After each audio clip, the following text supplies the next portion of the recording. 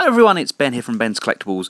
Today I'm looking at the PX-01 Genesis from Planet X, and this thing is mahoosive, absolutely mahoosive. As soon as I got hold of the box, the first thing that struck me is just how heavy this thing is.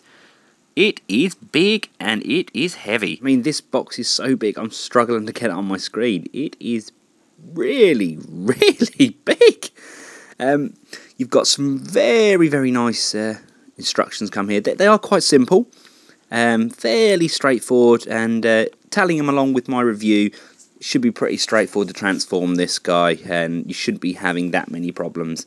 You get the Genesis card, and with his tech spec, and just a little brief description of Mr. Omega Supreme. You get some odd bits in here as well, which you can plug in to hide the screws and such forth. Now, I'll start off with shipper mode, as this is how we first see him in War for Cybertron. And I tell you what, these guys have got this absolutely spot on. This thing is absolutely a beast. It really reminds me of kind of like the Ark in the G1, or it's kind of a cross between that and the animated Omega vessel.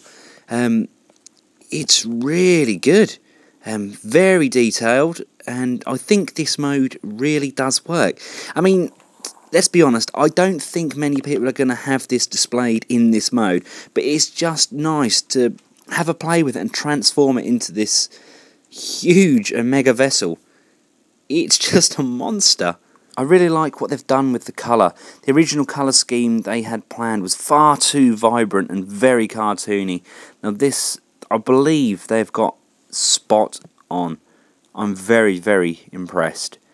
Just having a closer look, you can see there's so many panels here, and they really have gone to town with the detailing on this. Now, to get him into his second mode, yes, Omega is a triple changer. You just want to plug the unplug the gun, unplug the arms, and with these arms they will only turn one way when you turn this semicircle. So turn it around this way. We'll do the same with both. Just plug those together like so. Click in nicely, and grab this cone and place in the pegs. And just close it up and press everything in nice and tight.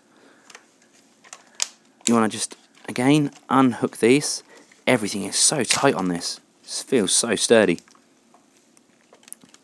You want to pull this section up,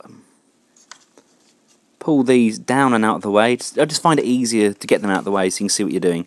And you want to grab plug A and plug B and plug them together.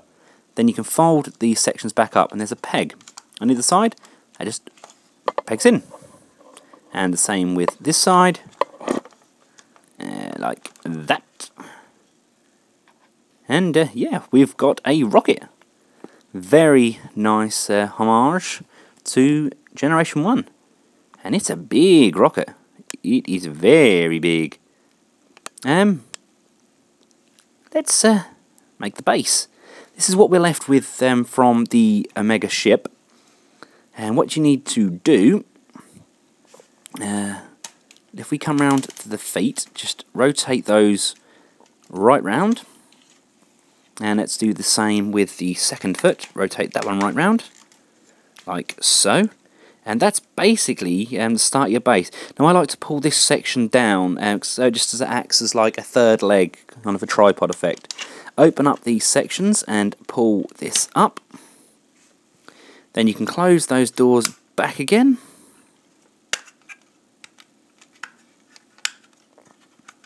Like so. This smaller one's actually a lot more fiddly. There we go. And rotate the tops. And you want to get your little tank dude out and just give him a tug and he'll come out. Pop the head up. Rotate it round, and then push it back down, and there we have an Omega Supreme tank. And just having a look at the overall base mode, this is pretty good. I like this. that's just, I mean, they didn't have to do this, did they? I just think it's such a nice little feature. Very, very clever designing, a good bit of engineering. This could maybe do with like some of the track from the grandstand converters, so Megatron, that sort of colour, just wrap it round, that would look, I think that'd really set this off. Just to give you an idea of scale, here is Starscream from Fall of Cybertron. Yeah, that's one big rocket. Now, robot mode. Let's pull apart the tank, and we've got a head. You want to come around here, and you want to unplug this section from here, and just wiggle it out. Basically, it pops out. It's plugged into the sides. And you want to pull this whole section out, like so. Do the same with the other side, and rotate it round. Basically, these sections are going to fold up into the middle, and they're going to form the crotch section. And push those together, they click in nicely, and pull the crotch plate across, and plug that on. There's one of those on either side of the crotch. Now you can put them legs in like so, and turn and extend the knee, and then you want to turn the foot. Now I'm trying to do this whilst holding him, so it's actually a lot easier if I was to put the camera down, but basically just got to rotate the knee and hold the top of the leg steady. There we go. Make sure both sides are detached. This is me just detaching the second side. I always fold them out of the way at this point. You will have to fold them back later, but I just find it easier when they're hanging down. Get these two backpack pieces and turn them round. And you see there's a plug here and a plug there. They push in nicely on the back. Now, rotate this mid section so that the arms are either side of the torso. Now, it's at this point I normally rotate the groin as well, because that again is on a completely separate swivel. Now we're all lined up at the front. You can then rotate these arms back round, and there's pegs, and they peg in like so with a big click. There we go. Oh, lovely.